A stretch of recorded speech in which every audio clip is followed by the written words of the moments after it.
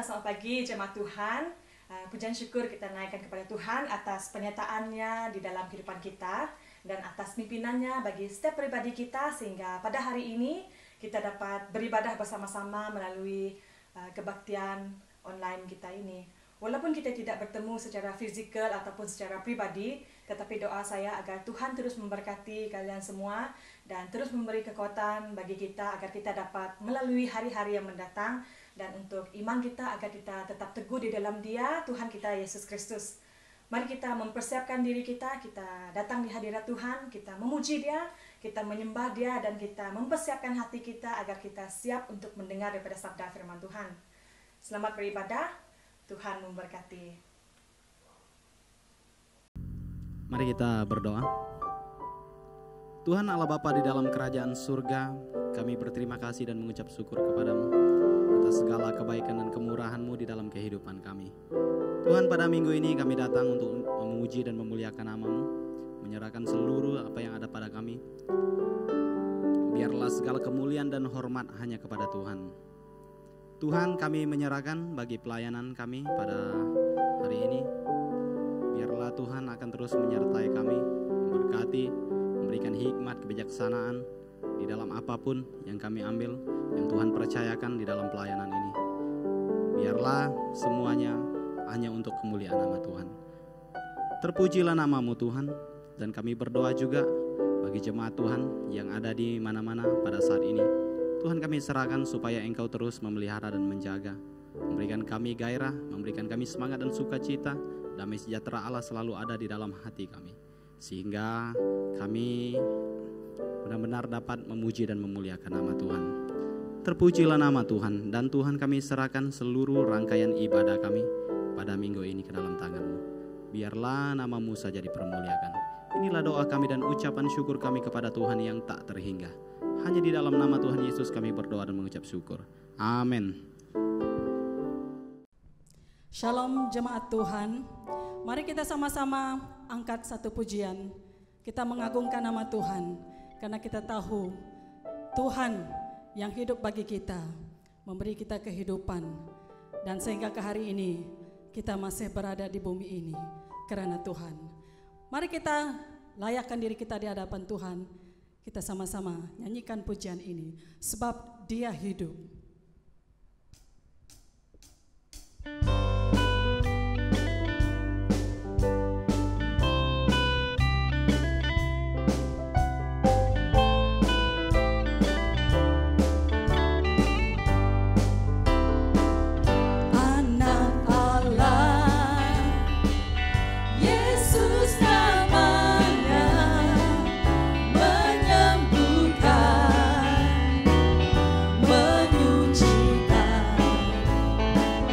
Bagi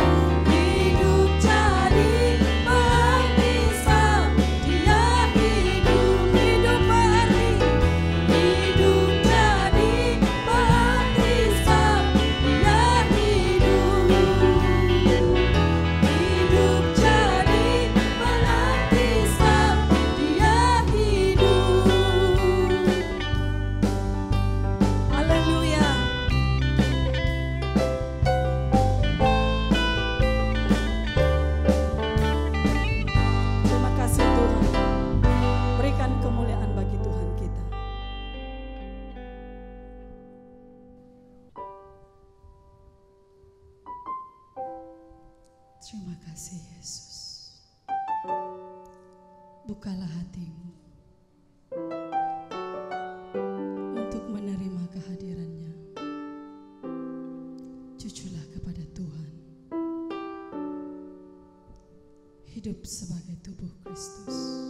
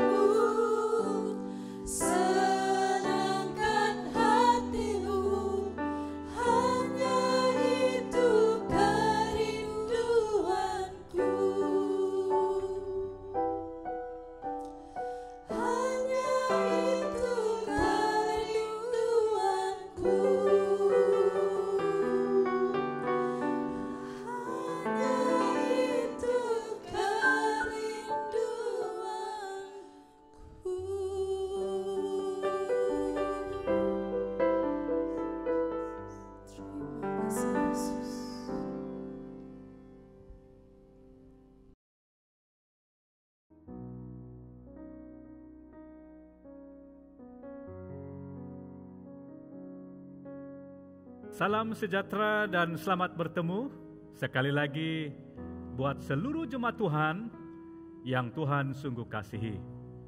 Saudara, menjalani hidup kita pada waktu ini suatu suasana yang baru, sukar dan mencabarkan, di mana perubahan terjadi di dalam sistem pengurusan kehidupan kita, sehingga kita berusaha untuk belajar menyesuaikan diri menghadapi hari-hari ini. Sejak bermulanya PKP, PKPB, sehingga kini ada orang menyimpulkan ada baiknya perkara ini terjadi, sebab ia membuat keluarga kami dapat bertemu dalam persekutuan ibadah, mengajar kami erti hidup berkeluarga, anak-anak terlibat bersama dalam pelayanan, dan melalui situasi ini banyak perkara yang saya belajar, yang keluarga saya belajar, bahkan saya pasti orang lain juga mempelajarinya, sehingga semuanya itu dapat dilakukan dengan bersama. Dan ada juga orang memberitahu begitu susah dalam menjalani tempo PKP ini, sehingga ada orang yang mempersalahkan Tuhan dalam keadaan ini, mempersalahkan sesama, bahkan mempersalahkan diri sendiri. Akan tetapi pada hakikatnya Tuhan tidak pernah membiarkan kita berjalan sendiri. Tuhan tidak pernah membiarkan kita menghadapi cabaran, menghadapi situasi ini dengan sendirinya. Tetapi Dia telah berjanji bahwa Dia beserta kita, memberi kemampuan, memberi kekuatan, dan membuka jalan bagi kita. Dia tidak pernah melewati kita, yang walaupun kita sedang dalam pergumulan, Dia tahu semuanya. Kristus ada di dalam kita, berkarya melalui kita, sehingga tidak ada sesiapa pun yang dapat merampas apa yang ada di dalam kita, yang dianugerahkan Tuhan bagi kita. Sebab kita adalah salah satu anggota tubuh Kristus, atau sekumpulan orang yang percaya kepada Tuhan kita Yesus Kristus. Walaupun dunia ini berusaha memecahkan dan merosakkan kita sebagai miliknya, sebagai umatnya, walaupun usaha iblis menghancurkan komuniti kita sebagai orang yang percaya Tuhan, sebagai orang Kristen, tetapi mereka tidak dapat merampas kesatuan yang dibentuk oleh Kristus di dalam kita, di dalam keluarga kita, di dalam gereja kita, bahkan di dalam kehidupan seluruh umatnya. Mengapa saya mengatakan sedemikian? Sebab kehidupan sebagai orang Kristen seharusnya hidup menurut firman Tuhan, menjadi terang dalam kegelapan, menjadi berkat di tengah-tengah masyarakat, sebab mereka berada dan berdiri di atas dasar yang teguh, yaitu Yesus Kristus. Walaupun kita sedang menghadapi fenomena baru ini, suasana yang penuh dengan persoalan dan cabaran, kita tetap bertahan, sebab kita telah hidup bersatu dengan Tuhan kita Yesus Kristus, yang seharusnya kita saling mengasihi, saling mengampuni, saling melayani, sebab kita hidup sebagai tubuh Kristus, di mana Kristus sebagai kepala dan kita sebagai anggotanya. Kristus sebagai pohonnya dan kita sebagai ranting-rantingnya. Dengan ini saya membawa kita belajar daripada petikan firman Tuhan dari kitab Efesus pasal yang keempat ayat 1 sampai yang ke-6, dan Efesus pasal yang keempat ayat 1 sampai yang ke-6. Mari kita membaca ayat ini bersama-sama dalam garis besarnya di atas, kesatuan jemaat dan karunia yang berbeda-beda. Ayat 1.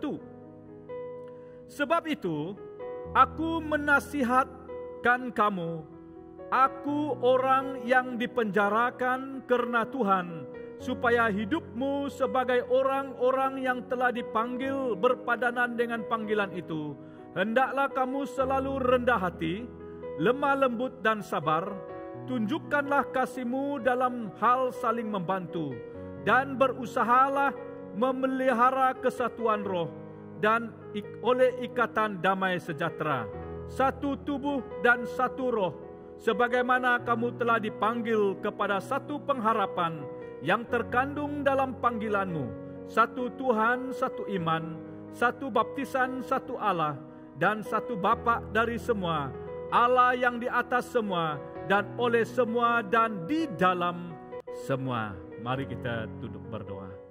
Bapa di surga, firman-Mu sudah kami baca, dengan harapan supaya Roh-Mu berkarya dan melayani setiap pribadi dan seluruh anak-anak Tuhan yang mendengar sabda firman-Mu.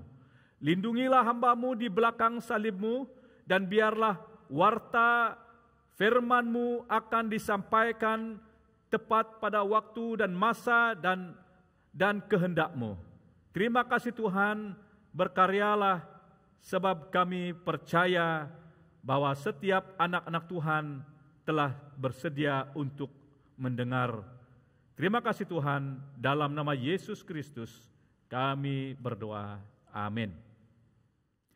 Daripada pembacaan kita, saya memetik hidup sebagai tubuh Kristus sebagai tema yang kita bahas pada pagi ini. Mari kita mula dengan melihat latar belakang surat pembacaan kita sebentar tadi. Surat ini ditulis oleh Rasul Paulus kepada orang-orang kudus di Efesus, orang-orang yang percaya dalam Kristus Yesus, di mana dalam surat ini kita dapat mengetahui bagaimana setiap orang yang beriman kepada Tuhan Yesus menjadi sebahagian dari tubuh yang sama dan menjadi keluarga Allah. Surat ini diawali dengan melukiskan bagaimana Allah telah membangkitkan Kristus yang sekarang ini memerintah bersama dengan Allah di surga.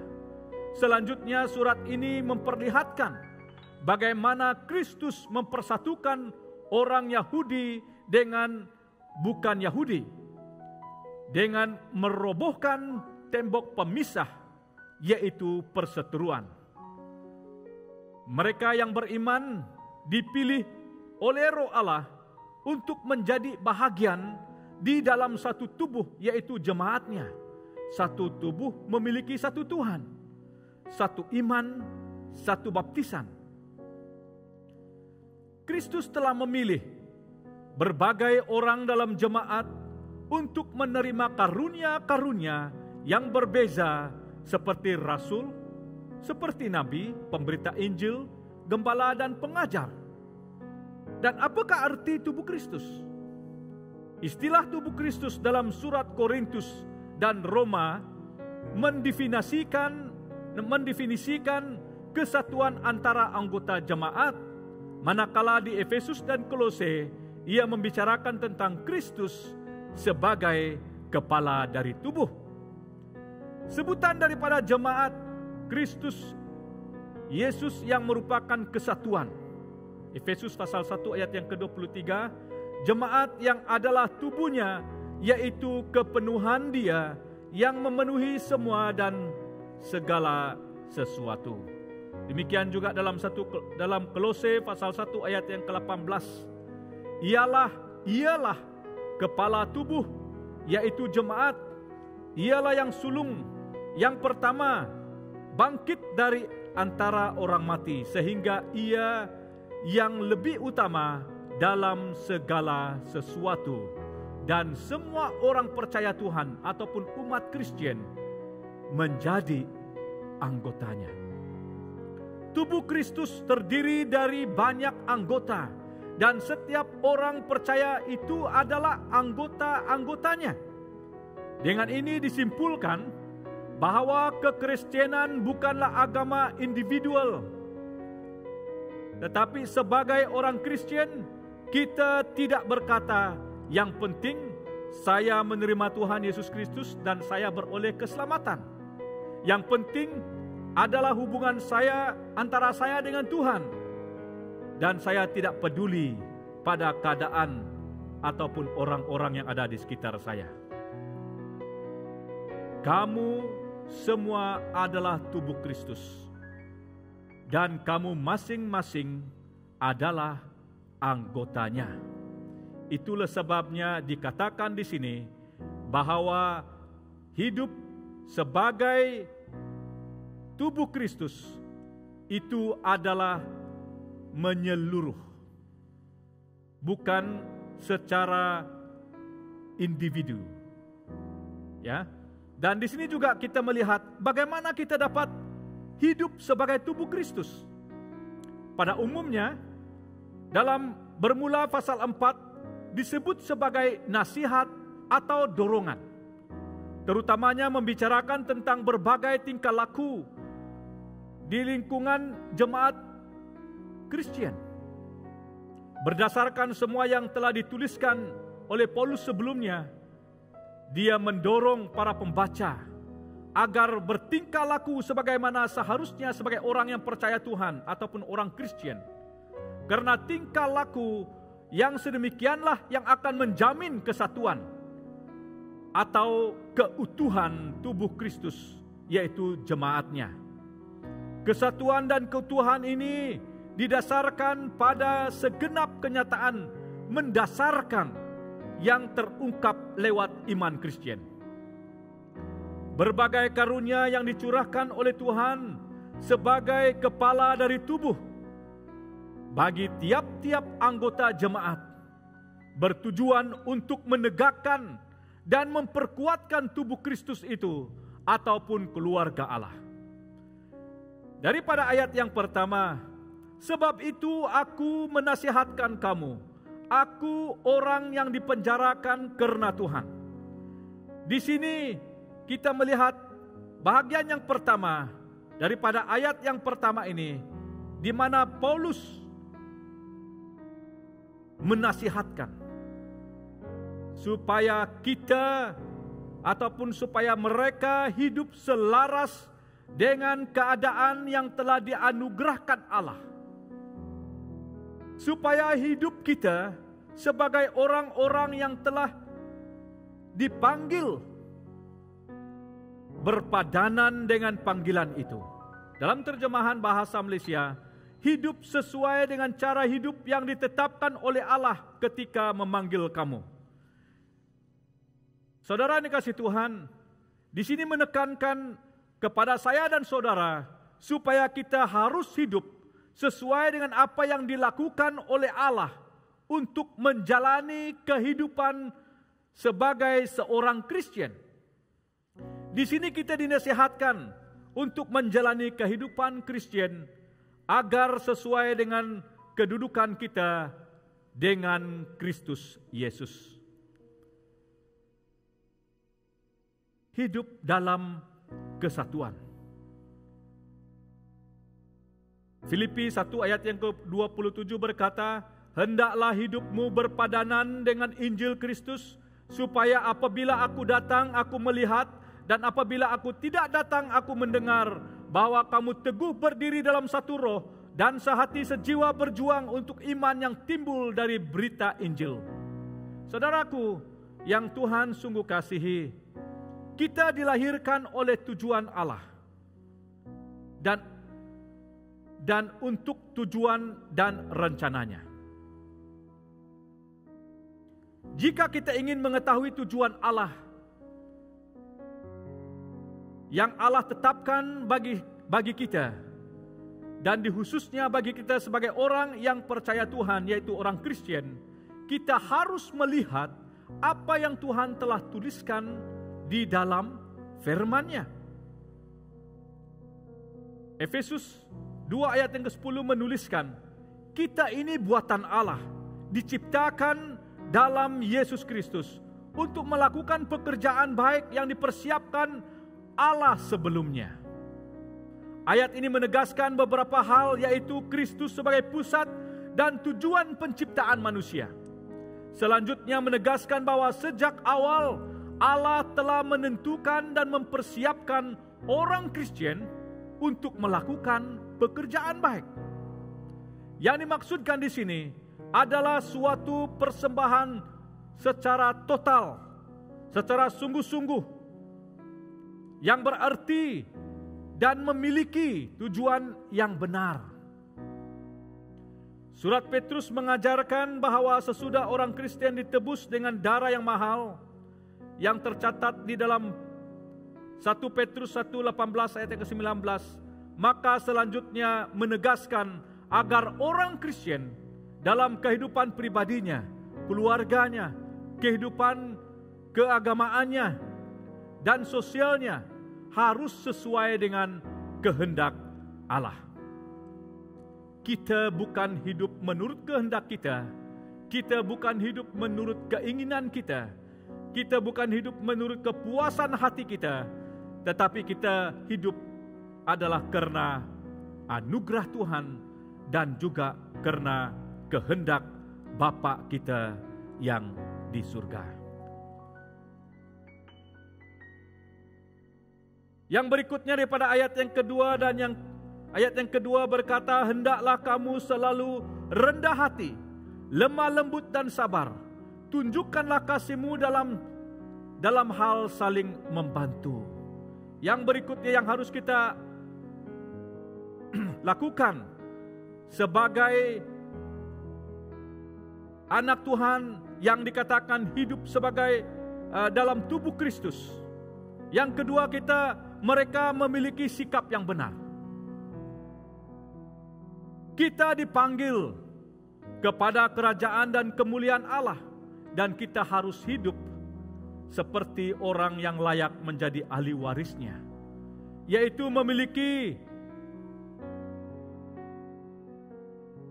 hidup yang benar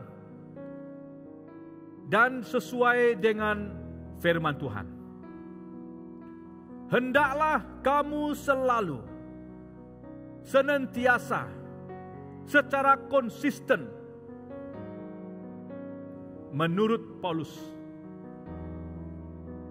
yaitu rendah hati. Hendaklah kamu selalu tanpa henti, yaitu dengan memiliki sikap rendah hati, yaitu menganggap diri sendiri kecil, merasa tidak berdaya, bahkan seperti anak-anak. Matius 18 ayat yang keempat.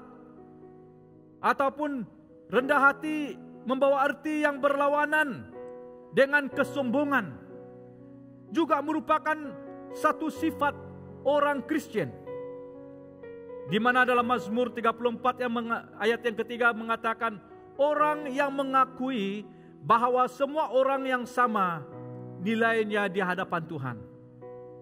Filipi 2 yang ketiga, dengan demikian orang Kristen tidak punya alasan untuk menyombongkan diri terhadap orang Kristen lainnya.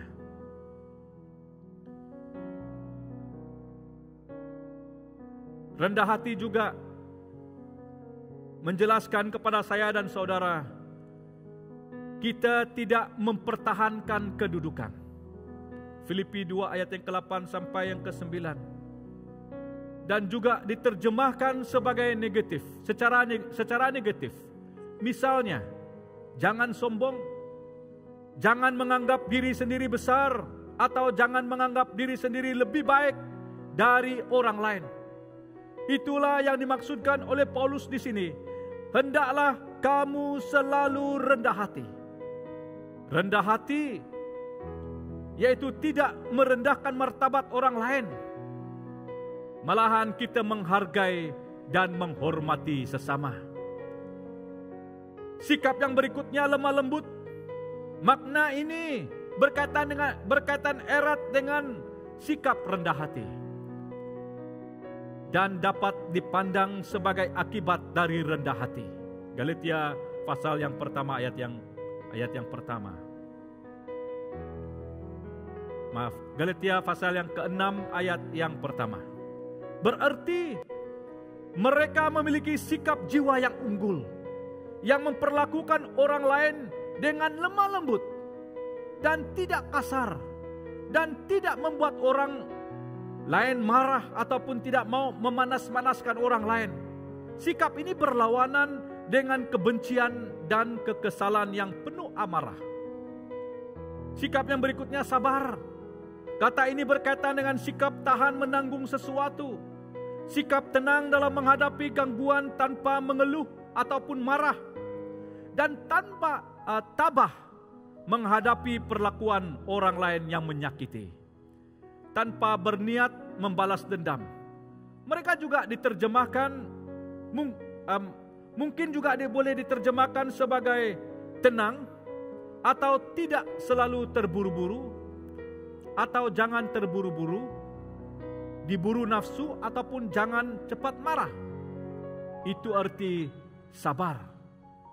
Kasih dan perbuatan. Tunjukkanlah kasih-Mu dalam hal saling membantu, menanggung kelemahan orang lain berdasarkan kasih, sehingga kita tidak berhenti mengasihi mereka oleh karena kelemahan-kelemahan ini. Kita saling menanggung beban, kita saling memperhatikan satu dengan yang lain. Maka itu kita tunjukkan bahwa kita mengasihi mereka dengan saling mengasihi, dengan cara saling menerima, dengan seadanya. Dan yang juga yang harus kita ketahui, bagaimana kita dapat hidup sebagai tubuh Kristus. Mereka berusaha memelihara kesatuan roh oleh ikatan damai sejahtera. Begitu tepat sekali. Perkara ini harus terjadi di tengah-tengah kita sebagai tubuh Kristus. Dalam ayat yang ketiga dan sampai yang keenam, dan berusahalah memelihara kesatuan roh oleh ikatan damai sejahtera, satu tubuh dan satu roh, sebagaimana kamu telah dipanggil kepada satu pengharapan yang terkandung dalam panggilanmu, satu Tuhan, satu iman, satu baptisan, satu Allah dan Bapa dari semua, Allah yang di atas semua dan oleh semua dan di dalam semua. Memelihara kesatuan roh dapat diterjemahkan menjadi terus menjaga persekutuan yang telah diwujudkan oleh Roh Allah, atau berusaha menjaga persatuan dalam jemaat. Roh Kudus telah memberikan persatuan itu, maka jagalah kesatuan itu dengan cara hidup dengan damai. Allah telah mengadakan penyatuan yang indah, yang wajib dipelihara oleh saya dan saudara. Sebab kesatuan itu tidak terdapat pada satu rangkaian pemikiran atau satu bentuk cara ibadah, melainkan satu hati dan satu jiwa, ataupun pusat kesatuan Kristen terdapat di dalam hati atau roh. Kesatuan hati dan kasih sayang ini boleh dikatakan berasal dari Roh Allah. Kesatuan itu dikerjakan oleh Allah dan merupakan salah satu buah roh. Paulus juga mengatakan bahwa ada 7 bentuk kesatuan yang disebutkan dan perlu diwujudkan oleh jemaat Kristen. Ketujuh bentuk kesatuan ini harus terbentuk di dalam kehidupan tubuh Kristus. Kita sebagai satu tubuh Kristus, kita harus memiliki kesatuan, yang mana kita memiliki satu tubuh, satu roh, satu pengharapan, satu Tuhan, satu iman, satu baptisan, dan satu Allah. Maka seharusnya kita memiliki kesatuan yang utuh, sebab kita disatukan di dalam Tuhan. Kita telah dipersatukan oleh darah-Nya. Kita harus mengusahakannya dengan sekuat tenaga. Misalnya, jika ada orang yang mau bertengkar, kita berusaha sedapatnya untuk tidak bertengkar dengannya. Jika ada orang yang merendahkan dan membenci kita, kita tidak boleh merendahkan dan membencinya. Maka itulah yang akan terjadi di dalam kehidupan kita sebagai tubuh Kristus. Sebagai kesimpulan di sini, hidup yang dipimpin dan dikuasai oleh Tuhan pastinya memiliki kehidupan yang memancarkan terang Tuhan dan memiliki persekutuan yang diwarnai dengan kasih Tuhan.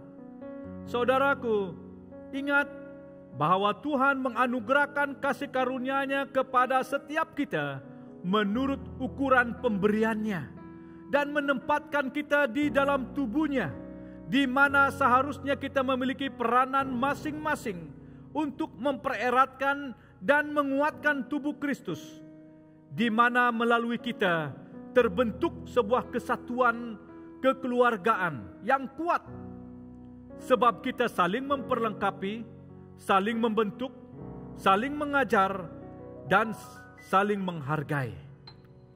Itulah saya dan Anda yang ada di dalam tubuh Kristus. Sebagai ayat pembacaan yang terakhir, yang terambil daripada 1 Tesalonika 4 ayat yang pertama, akhirnya, saudara-saudara, kami minta dan nasihatkan kamu dalam Yesus Kristus. Kamu telah mendengar dari kami bagaimana kamu harus hidup supaya berkenan kepada Allah. Hal itu memang telah kamu turuti, tetapi baiklah kamu melakukannya lebih bersungguh-sungguh lagi. Sekian firman Tuhan, mari kita tunduk berdoa. Dan saya akan membawa kita dalam doa, terus dalam doa penutupan. Mari kita tunduk berdoa. Allah Bapa kami yang ada di dalam kerajaan surga, Bapa yang mempunyai firman yang telah disampaikan kepada seluruh jemaat Tuhan yang berpeluang untuk mendengar sabda firman-Mu pada pagi hari ini. Biarlah Roh-Mu Tuhan yang akan berkarya di dalam setiap pribadi mereka. Biarlah Engkau akan menyatakan maksud dan rencana-Mu ataupun rahasia firman-Mu kepada setiap pribadi mereka. Biar mereka akan tahu apa yang Tuhan ingin nyatakan kepada mereka untuk hari ini dan seterusnya. Supaya firman Tuhan ini mengambil tempat di dalam hati kami masing-masing.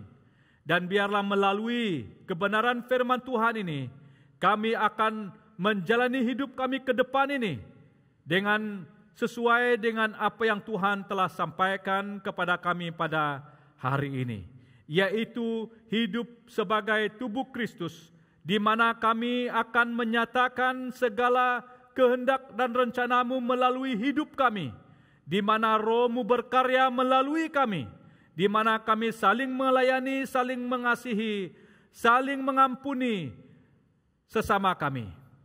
Dan kami percaya, jikalau Tuhan yang telah mengambil tempat di dalam hati kami, di dalam keluarga kami, di dalam gereja kami, maka kesatuan tubuh Kristus ini akan nyata di tengah-tengah dunia ini, yang akan memancarkan terang dan berkat-Mu kepada setiap orang yang ada di sekitar kami. Terpujilah nama-Mu Tuhan.